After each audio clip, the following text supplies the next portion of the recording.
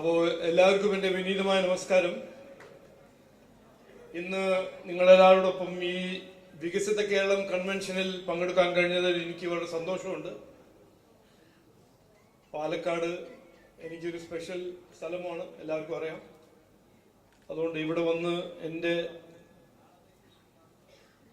വികസിത കേരളത്തെ കുറിച്ച് എൻ്റെ മനസ്സിലുള്ള ചെറിയ കാര്യങ്ങളെല്ലാം പറയാനൊരു അവസരമായിട്ടാണ് ഞാൻ കാണുന്നത്. ആദ്യം എനിക്ക് പറയാനുള്ളത്, നമുക്ക് എല്ലാവർക്കും അറിയാം, നോർത്ത് ഇന്ത്യയിൽ ഒരു യുദ്ധം നടക്കുന്നുണ്ട്. പാകിസ്ഥാൻ ഈ യുദ്ധം തുടങ്ങിയത് ഏപ്രിൽ 22-ാം തീയതിയാണ്. ഈ ഏപ്രിൽ 22-ാം തീയതി 26 നിരപരാധിയായ സാധാരണക്കാർ പഹൽഗാം പോകുന്നു, സഞ്ചാരിക്കാൻ പോകുന്നു. അവിടെ പാകിസ്ഥാനി ഭീകരവാദി വന്ന് മതം ചോദിച്ച് അവരെ ക്രൂരമായി കൊല്ലുന്നു. ആർക്കൊരു സംശയമില്ല, പാകിസ്ഥാനിനുമില്ല, ഇത് പാകിസ്ഥാനി ഭീകരവാദിയാണ്. അത് കഴിഞ്ഞ് മിഞ്ഞാന്ന് രാവിലെ 1 മണിക്ക് ഓപ്പറേഷൻ സിന്ദൂർ നടന്നു. നമ്മുടെ ധീര സൈനികർ പ്രവർത്തിച്ചു. ഒരു ഓപ്പറേഷൻ സിന്ദൂർ 26 കുടുംബങ്ങൾക്ക് നീതി നൽകി. പാകിസ്ഥാൻ വിചാരിക്കുന്നത് നിരപരാധികളെ കൊന്ന് ഇന്ത്യനെ ബ്ലാക്ക്മെയിൽ ചെയ്യാൻ അവർക്ക് സാധിക്കുന്നു. അത് പണ്ട് കാലത്ത് നടക്കുന്ന സാധ്യത ആയിരിക്കും, ഇന്ന് നടക്കില്ല. ഇത് നരേന്ദ്രമോദിജിന്റെയും BJP NDAന്റെ പുതിയൊരു ഇന്ത്യയാണ്. ഈ ഒരു ഇന്ത്യ നന്മ, സമാധാനം, വികസനം, ഈ മൂല്യങ്ങൾ പ്രതിബദ്ധ ഒരു കമ്മിറ്റ്മെന്റ്, ഈ മൂല്യങ്ങൾ ഞങ്ങൾ വിശ്വസിക്കുന്നു. നന്മ, സമാധാനം, വികസനം. പക്ഷേ തിന്മതിനെതിരെ ബലപ്രയോഗം ഉപയോഗിക്കാനും ഈ ഇന്ത്യക്ക് അറിയും. അതാണ് ഇപ്പോൾ നടക്കുന്നത്. ഈ ടെററിസം, ഈ ഭീകരവാദി പാകിസ്ഥാനിയെ 30-40 കൊല്ലമായിട്ട് നടത്തുന്ന ഒരു സ്ട്രാറ്റജി ഇനി നടക്കില്ല. നരേന്ദ്രമോദിജി തീരുമാനിച്ചു, ഇനി നമുക്ക് ഇത് വേണ്ട. ടെററിസം, ഭീകരവാദിനെ പരാജയപ്പെടുത്തണം. ഈ ന്യൂ ഇന്ത്യ അത് ചെയ്ത് കാണിച്ചു കൊടുക്കും. അപ്പോൾ നമ്മുടെ സൈന്യം, നമ്മുടെ മിലിറ്ററി ഫോഴ്സസിന് ഞാൻ എല്ലാവരുടെ പേരിൽ നന്ദി പറയുന്നു, ഒരു സല്യൂട്ട് ചെയ്യുന്നു. ഞാനൊരു പട്ടാളക്കാരന്റെ മകനാണ്. അതുകൊണ്ട് ഇവിടെ ഞാൻ എല്ലാവരെയും അഭ്യർത്ഥിക്കുന്നു, എന്റെ ഒപ്പം പറയണം, 3 തവണ പറയണം, ഭാരത് മാതാ കി ജയ്, ഭാരത് മാതാ കി, ഭാരത് മാതാ കി, ഭാരത് മാതാ കി. അവിടെ കേൾക്കണം, എവിടെ? ഇസ്ലാമാബാദിൽ.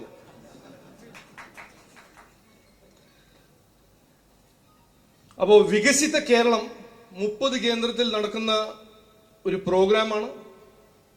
നടന്നിട്ടുണ്ട്. ഇത് 25ാമത്തെ ഡിസ്ട്രിക്റ്റാണ്. 25. ഇനി മെയ് 10 വരെ ഈ പ്രോഗ്രാം നടക്കും. എല്ലാ ഡിസ്ട്രിക്റ്റിലും പോയി, ഓർഗനൈസേഷൻ ഡിസ്ട്രിക്ട് പോയി ഈ വികസിത കേരളം എന്താണ്, നരേന്ദ്രമോദിജിന്റെ വികസിത ഭാരതം അദ്ദേഹം സൃഷ്ടിക്കുമ്പോൾ എന്തുകൊണ്ട് നമുക്കൊരു വികസിത കേരളം നമ്മുടെ അവകാശമായിട്ട് സൃഷ്ടിക്കാൻ പറ്റുന്നില്ല, ഇതുവരെ കഴിയുന്നില്ല, അതിനെക്കുറിച്ച്, ആ കാഴ്ചപ്പാടിനെ കുറിച്ച് മുമ്പോട്ട് വയ്ക്കാനും സംസാരിക്കാനാണ് ഈ വികസിത കേരളം കൺവെൻഷൻ.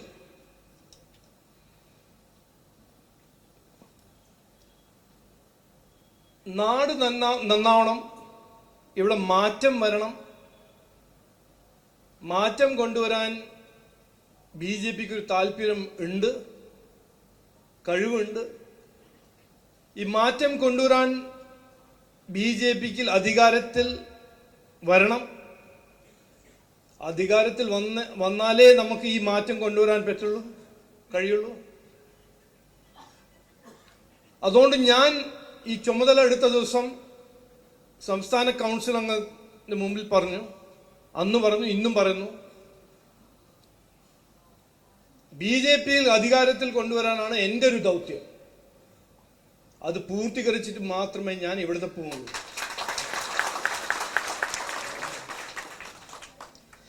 അപ്പൊ വികസിത കേരളം എന്താണ്? 3.5 കോടി മലയാളിയുടെ വികസനം, അവരുടെ പുരോഗതി, അവരുടെ ക്ഷേമം, ഇതാണ് BJPന്റെയും നമ്മളെല്ലാവരുടെയും ലക്ഷ്യം. BJP ചെയ്തില്ലെങ്കിൽ കോൺഗ്രസും LDF ചെയ്യാൻ പോകുന്നില്ല. ഇതുവരെ ചെയ്തിട്ടില്ല, ഇനിയും ചെയ്യാൻ അവർക്ക് കഴിവില്ല, അവർ ചെയ്യാൻ പോകുന്നുമില്ല.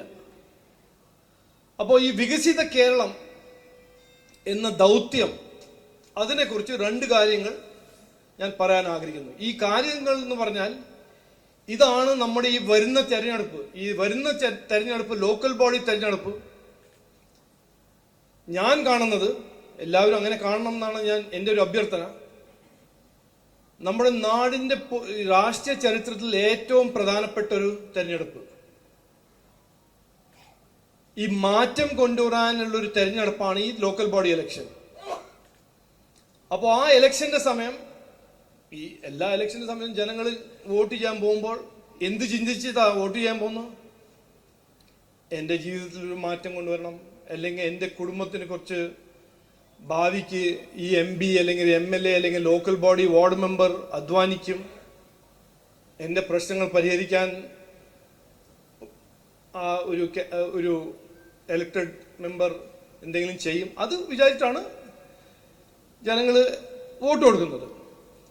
അപ്പോൾ ഈ ഇലക്ഷനിൽ നമുക്ക് എല്ലാവർക്കും BJPന്റെ എന്താണ് സന്ദേശം, ആ സന്ദേശത്തിനെ കുറിച്ച് 2 കാര്യങ്ങൾ പറയുന്നു. ഒന്ന്, വികസനം. ഇതാർക്കും സംശയമില്ല, എല്ലാവർക്കും വേണം വികസനം. ഈ നാട്ടിൽ ആരോട് ചോദിച്ചാലും, അത് യുവാവാണോ, കർഷകരാണോ, മത്സ്യത്തൊഴിലാളിയാണോ, മഹിളയാണോ, ഗവൺമെന്റ് സർവീസിലാണോ, നമ്മൾ ബിസിനസ്സുള്ള ആണെങ്കിലും ആരോട് ചോദിച്ചാലും പറയും മാറ്റം വേണം, ഞങ്ങൾക്ക് വികസനം വേണം. അപ്പൊ വികസനം, BJPന്റെ കാഴ്ചപ്പാടിൽ വികസനം എന്ന കാര്യം ജനങ്ങളുടെ പ്രശ്നങ്ങൾ പരിഹരിക്കുന്ന ഒരു വികസനം, വ്യവസായങ്ങളുടെ പ്രശ്നങ്ങൾ പരിഹരിക്കുന്ന ഒരു വികസനം, യുവാക്കളുടെ സ്വപ്നങ്ങൾ യാഥാർത്ഥ്യമാക്കുന്ന ഒരു വികസനം, നിക്ഷേപം, തൊഴിൽ അവസരങ്ങൾ ഉണ്ടാക്കുന്ന ഒരു വികസനം. ഈ നമ്മുടെ നാടിന്റെ സാധ്യത, എത്രയോ സാധ്യതയുണ്ട്, കൊല്ലായിട്ട് ആ സാധ്യത പറഞ്ഞു നടക്കുന്ന സ്ഥിതിയായിരുന്നു. സാധ്യതയെ യാഥാർത്ഥ്യമാക്കാൻ ഒരു വികസനം, ഇതാണ് BJP പറയുന്ന വികസനം. BJP എലക്ഷന്റെ സമയത്ത് ഈ വികസനം ഒരു സ്ലോഗനായിട്ട്, എലക്ഷൻ കഴിഞ്ഞ് വാക്ക് പാലിക്കാത്ത പാർട്ടിയല്ല. ഞങ്ങൾ ഈ എലക്ഷൻ കാണുന്നത് ജനങ്ങളുടെ ജീവിതത്തിൽ ഒരു മാറ്റം കൊണ്ടുവരാൻ ഒരു അവസരമായിട്ടാണ് കാണുന്നത്. ഈ വികസനം കൊണ്ടുവരാൻ ഒരു അവസരമായിട്ടാണ് കാണുന്നത്. അപ്പൊ ഈ 3 പാർട്ടി, കോൺഗ്രസും LDFും BJP ഇന്ത്യയിലും എന്താണ് വ്യത്യാസം ഈ വികസനം എന്ന കോൺസെപ്റ്റിന്റെ? അതിനെക്കുറിച്ച് കുറച്ചൊരു ഞാൻ ഫ്ലാഷ് ബാക്ക് ചെയ്യാം. 2004 അടൽ ബിഹാരി വാജ്പേയി BJP NDAന്റെ പ്രധാനമന്ത്രിയായിരുന്നു.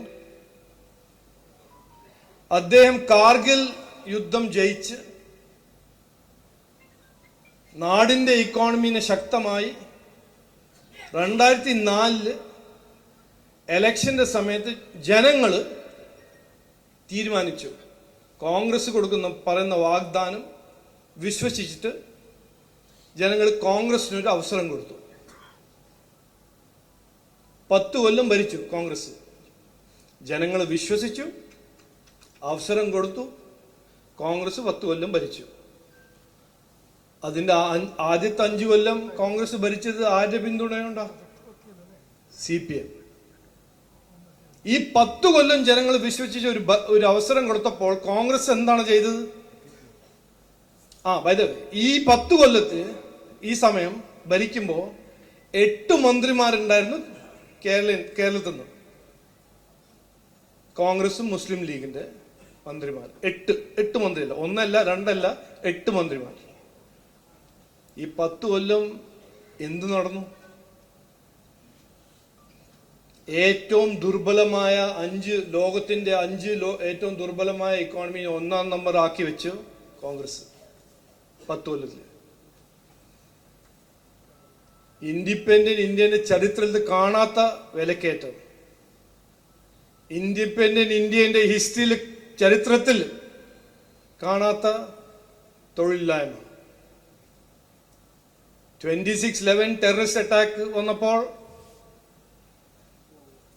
നമ്മുടെ മിലിറ്ററിക്ക് ഫൈറ്റർ ജെറ്റ് വാങ്ങാൻ കാശില്ല, ബുള്ളറ്റ് പ്രൂഫ് ജാക്കറ്റ് വാങ്ങാൻ കാശില്ല, തോക്ക് വാങ്ങാൻ കാശില്ല. എന്നിട്ട് എന്താ കോൺഗ്രസ് സർക്കാർ പറയുന്നു? എന്താ പറഞ്ഞു? ഇത് പാകിസ്ഥാനി ഭീകരവാദികളല്ല, ഇത് RSS ചെയ്ത പണിയാണ്. ഇതാ നടന്നത് 10 കൊല്ലം. 8 കേരളത്തിന്റെ മന്ത്രിയും ഈ കോൺഗ്രസ് സർക്കാർ അവിടെ ഇരുന്നിട്ട് എന്ത് ചെയ്തു 10 കൊല്ലം? ഞാൻ പറയാം. ഒരു റെക്കോർഡ് ഉണ്ടാക്കി.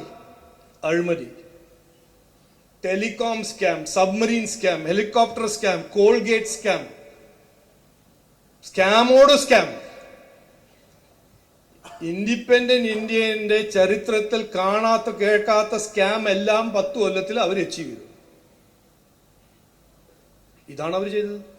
അപ്പൊ 8 മന്ത്രിമാര് ഇവിടുന്ന് പോയി അവിടെ ഇരിക്കുന്ന മന്ത്രിമാർ എന്തെങ്കിലും ചെയ്തോ? നാടിനു വേണ്ടി എന്തെങ്കിലും ചെയ്തോ? ഒരു പുതിയ പദ്ധതി, ഒരു പുതിയ അടിസ്ഥാന സൗകര്യം, ഇൻഫ്രാസ്ട്രക്ചർ എന്തെങ്കിലും ചെയ്തോ? ഇല്ല. അപ്പൊ ജനങ്ങൾ വിശ്വസിച്ച് 10 കൊല്ലം ഭരിക്കാൻ ഒരു അവസരം കൊടുത്തപ്പോൾ കോൺഗ്രസ് ചെയ്ത് ഇതാണ് കാര്യം. 10 കൊല്ലം 2014 ജനങ്ങൾ പറഞ്ഞു മതി, മാറ്റം വേണം, ഞങ്ങൾക്ക് ഈ വിലക്കയറ്റം വേണ്ട, തൊഴിലില്ലായ്മ വേണ്ട, വികസനം വേണം. നരേന്ദ്രമോദിജിനെ വിശ്വസിച്ച് ഒരു അവസരം കൊടുത്തു. നരേന്ദ്രമോദിജിക്ക് ആ 10 കൊല്ലം, കഴിഞ്ഞ 10 വർഷത്തിനിടെ ഇന്ത്യ കൈവരിച്ച വലിയ കുതിപ്പ് ഇന്ന് ലോകത്തിൽ എല്ലാവർക്കും അറിയാം. അതേ ഇന്ത്യ ദുർബലമായ ഇക്കോണമി ഇന്ന് 4-ാം നമ്പർ, ലോകത്തിന്റെ 4-ാം നമ്പർ ഇക്കോണമിയായി മാറി. അതേ ഇന്ത്യ 98% മൊബൈൽ ഫോൺ ഇമ്പോർട്ട് ചെയ്യുന്ന ഇന്ത്യ, UPA സമയത്ത് ഇമ്പോർട്ട് ചെയ്യുന്ന ഇന്ത്യ ഇന്ന് കഴിഞ്ഞ കൊല്ലം 1,20,000 കോടിയുടെ made in India phone export ചെയ്യുന്നു. അതേ ഇന്ത്യ ഈ നരേന്ദ്രമോദി സർക്കാരിന്റെ സമയം ലോകത്തിന്റെ എല്ലാ വലിയ കമ്പനീന്റെ ഫാക്ടറി ഇന്ത്യയിൽ വരുന്നു, എല്ലാ വലിയ കമ്പനീന്റെ ഗ്ലോബൽ R&D സെന്റർ ഇന്ത്യയിൽ വരുന്നു. എന്നിട്ട് അദ്ദേഹം ജനങ്ങൾക്ക് ചെയ്തത് എന്താണ്? 10 കൊല്ലത്തിൽ വീടുണ്ടാക്കാൻ പദ്ധതി, വീട്ടിൽ ഇലക്ട്രിസിറ്റി കിട്ടാൻ പദ്ധതി, വീട്ടിൽ കുടിവെള്ളം എത്തിക്കാൻ പദ്ധതി, റോഡ്, ഹൈവേ, റെയിൽവേസ്, എയർപോർട്ട്സ്. 65 കൊല്ലം കാണാത്ത ഒരു വികസനം ഈ 10 കൊല്ലത്തിൽ നരേന്ദ്രമോദിജി കാണിച്ചു കൊടുത്തു. ആരോഗ്യം, തൊഴിൽ, സ്കില്ലിംഗ്, വിദ്യാഭ്യാസം, ഒരു പുതിയ ഭാവിക്ക്. അപ്പൊ നരേന്ദ്രമോദിജി 10 കൊല്ലം ഒരു ദിവസം വന്ന് 2 വാഗ്ദാനം കൊടുത്തു. കോൺഗ്രസ് പോലെ അങ്ങനെ അല്ല ചെയ്തത്.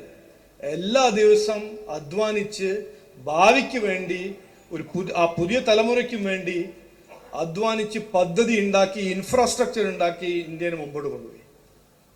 ജനങ്ങൾ അവസരം കൊടുത്തു, വിശ്വസിച്ചു, അവസരം കൊടുത്തു, അദ്ദേഹം വികസനം കൊണ്ടുവന്നു. അതേസമയം നമ്മുടെ നാട്ടിലോ 2016 ഇവിടെയും ജനങ്ങൾ വിശ്വസിച്ചു, വാഗ്ദാനം കൊടുത്തു. ബഹുമാനപ്പെട്ട മുഖ്യമന്ത്രിയും അദ്ദേഹത്തിന്റെ CPM മുന്നണി 9 കൊല്ലായി 10 കൊല്ലം ആവുന്നു. ഇവിടെ എന്ത് നടന്നു? കടമെടുക്കാണ്ട് ഒരു ഇഞ്ച് പോകാത്ത സ്ഥിതിയാണ് സംസ്ഥാന സർക്കാർ. ആശാ വർക്കേഴ്സ് 100 രൂപ ശമ്പളം വർദ്ധിക്കുന്നു ചോദിക്കുമ്പോൾ അത് കൊടുക്കാൻ കാശില്ല.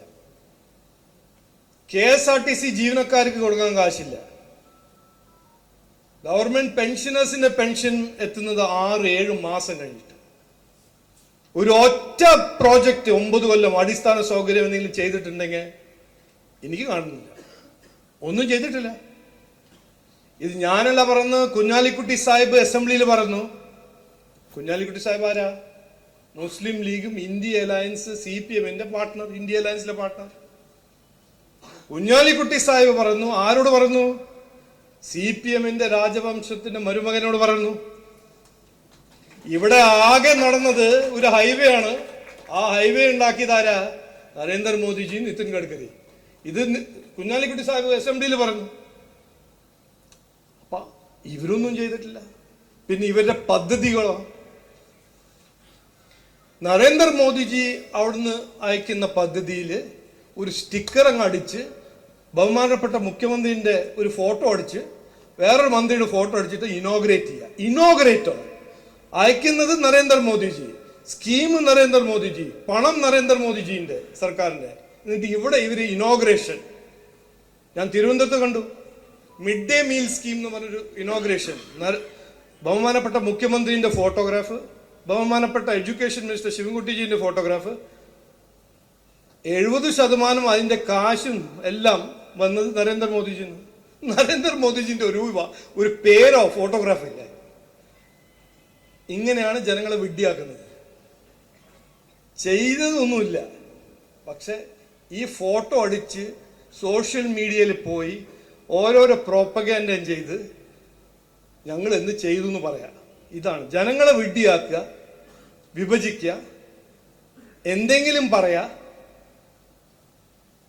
എന്നിട്ട് 9 കൊല്ലം ജനങ്ങളൊരു വിശ്വസിച്ച ഒരു അവസരം കൊടുത്തപ്പോൾ ഒന്നും ചെയ്യണ്ട.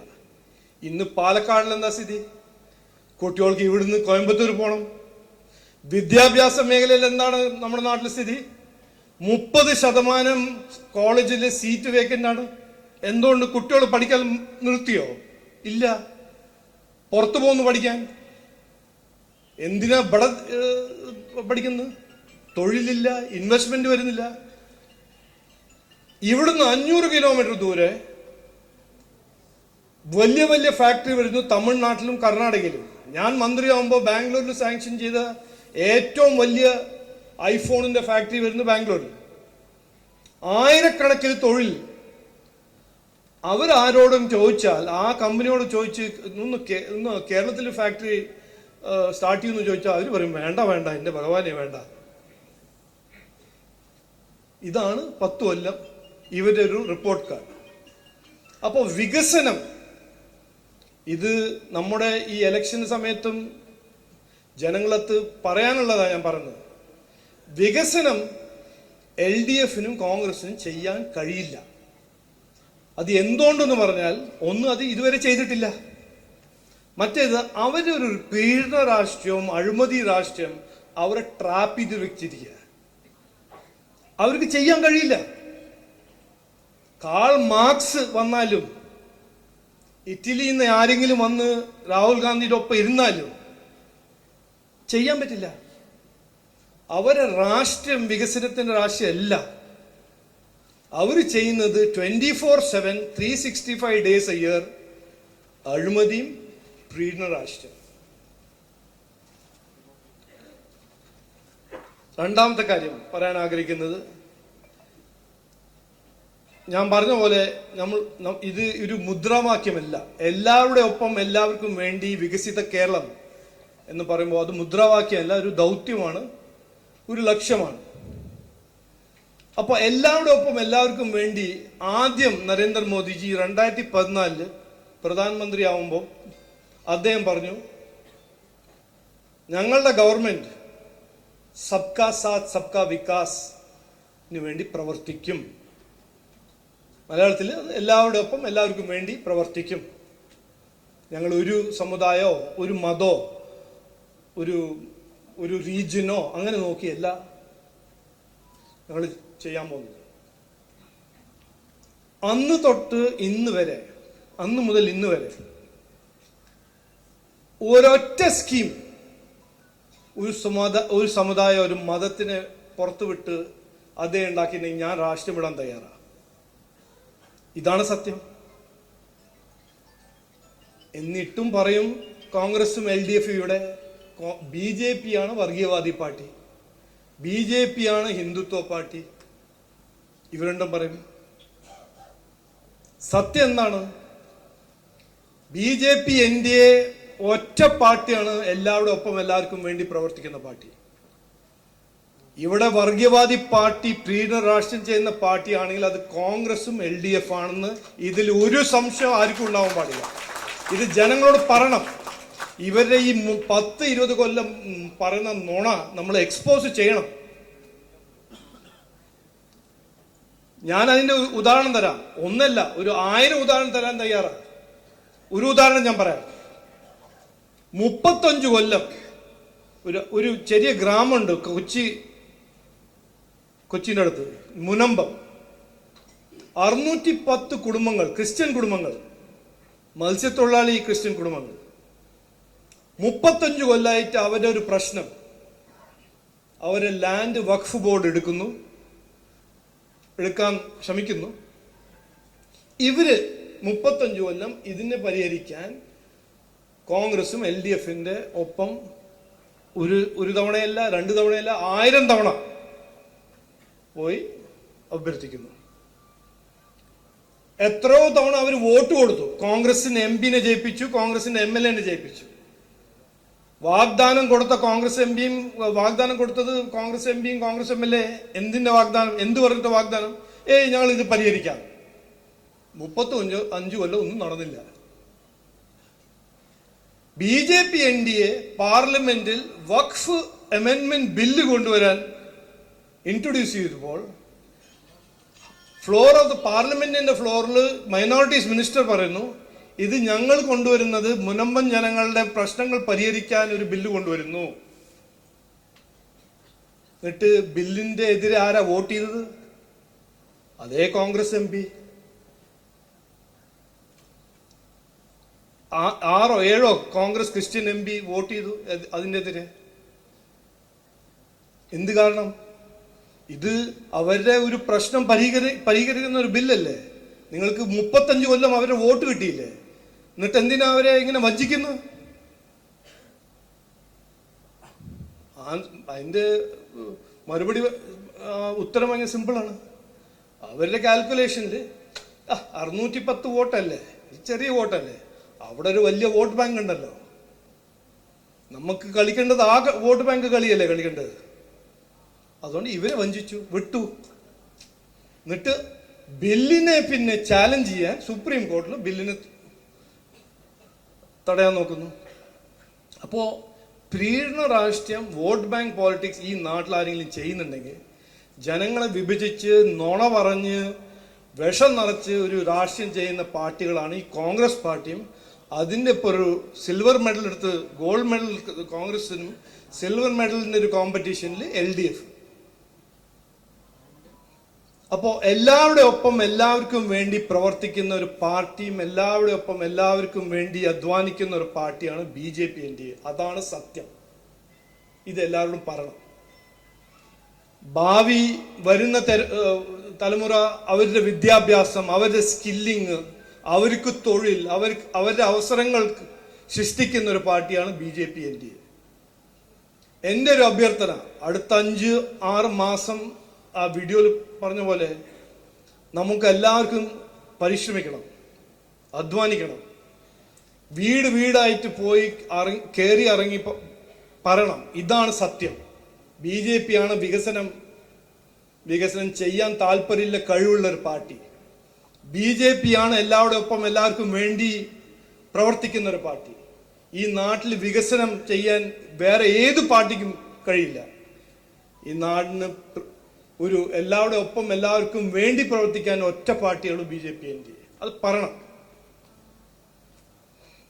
ഞാൻ പിന്നെ ഒരു കാര്യം കൂടി പറയണം.